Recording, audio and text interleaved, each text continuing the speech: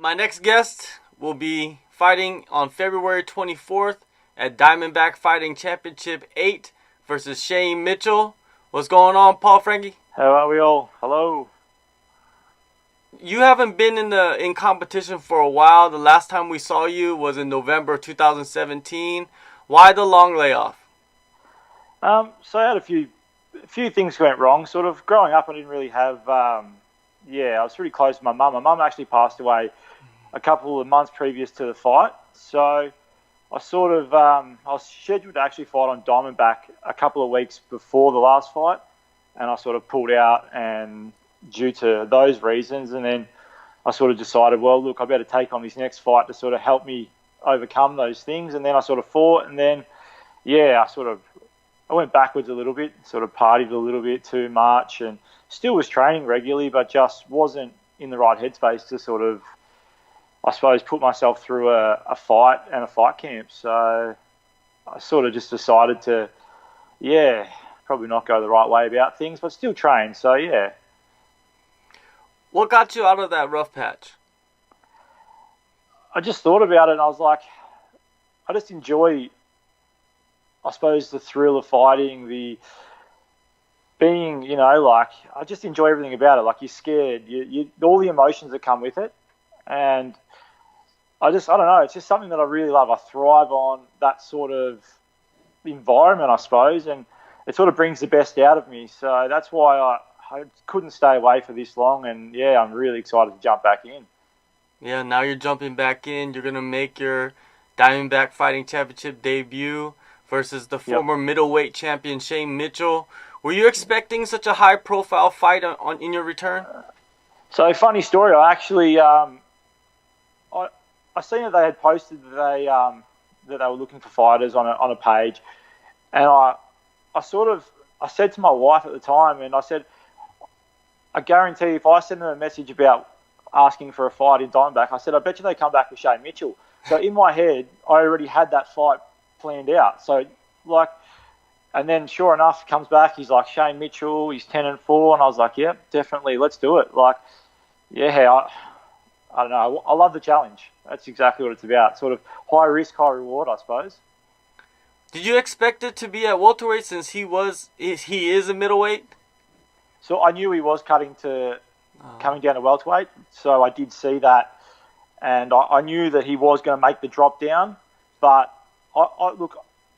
I didn't think, I did. I actually knew that they were going to give me that matchup, and I sort of had that in my head for a while.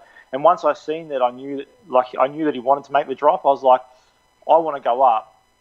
So I'm quite happy to take the fight. It's definitely a high risk fight, and that's it. I'm pretty happy with how sort of everything's turned out. All right, that's an interesting dynamic. He's dropping down to welterweight. You're actually moving up to welterweight. How difficult is it to adjust your body to a new weight class? Because you've done it, because you started your career at middleweight. Yeah.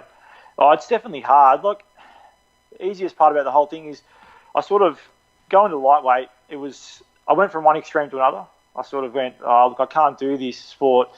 If I'm going to do it, I'm going to give it 100%. I was like, middleweight, easy. I just sort of walked on the scales. I was always a kilo under.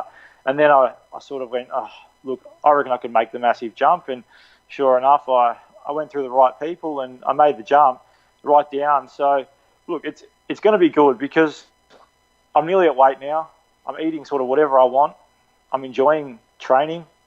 I'm getting 3 sessions so easy. My strength is as good as it's ever been. So, it's definitely makes me feel a lot better. And not to mention, I'm not dehydrated. My brain I'm clear. Everything's clearer, so it's good. During your time off, how frequent were you training?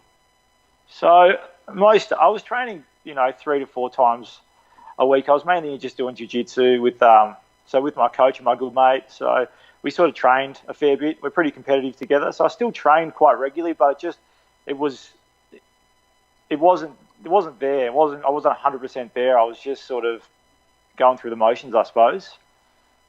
When did you kick up your training for this training camp?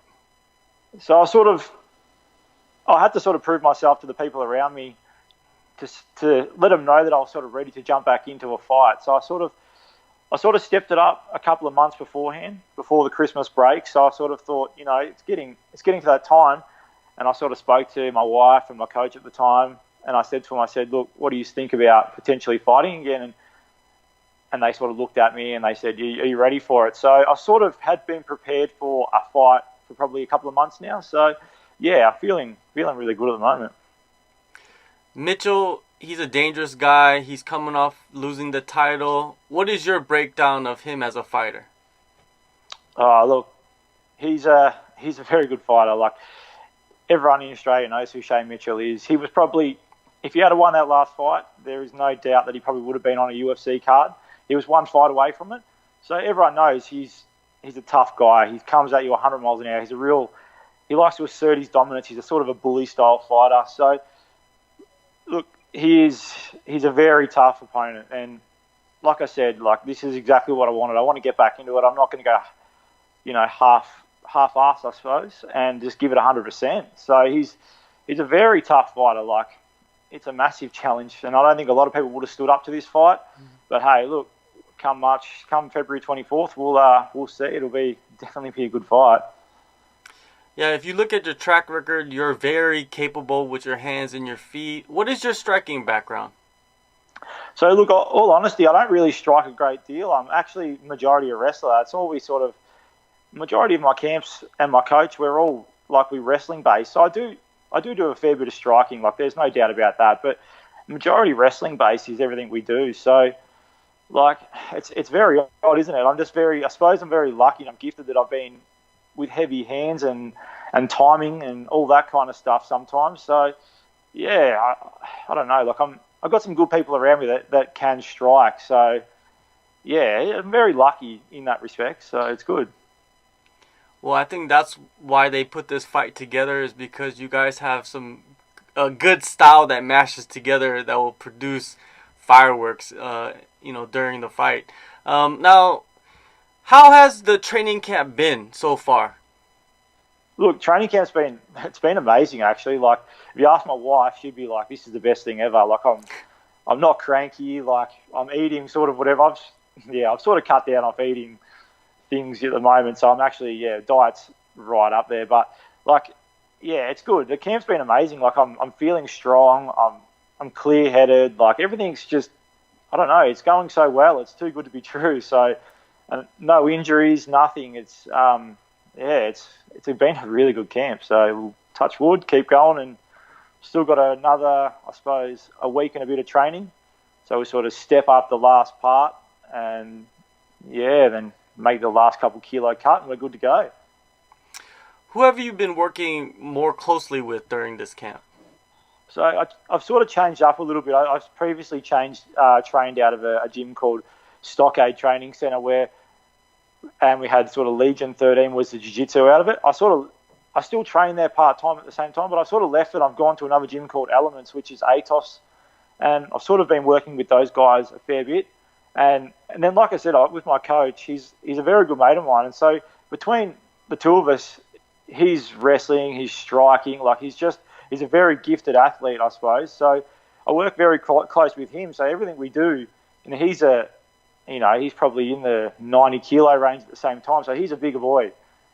So I work a lot with him, and he can sort of simulate how we think the fight's going to go and all that. So yeah, very lucky that I've got him so close. But every day he monitors what I'm doing, and so it's been really good. All right, everything goes to plan at DFC 8. What is the schedule for the rest of the year look like? Well, just look, if the fight goes to plan and what happens, we win in the first round, we finish however we finish, then I'm looking to get straight back into it. Really, I don't want to have that layoff time and eat food and get fat again, I suppose. So yeah, look, we'll see what happens, because once if this fight goes how we plan, it's going to go up from here. Shane's a very big name in the sport, so no one's going to come easy after this. So I'll see what happens, I suppose. We'll see how we finish him and the result, and then we'll just go from there, but looking to back it up pretty much straight away, I suppose. All right, that's good, Paul. Thank you for your time, and good luck on your fight. No worries. Thank you very much.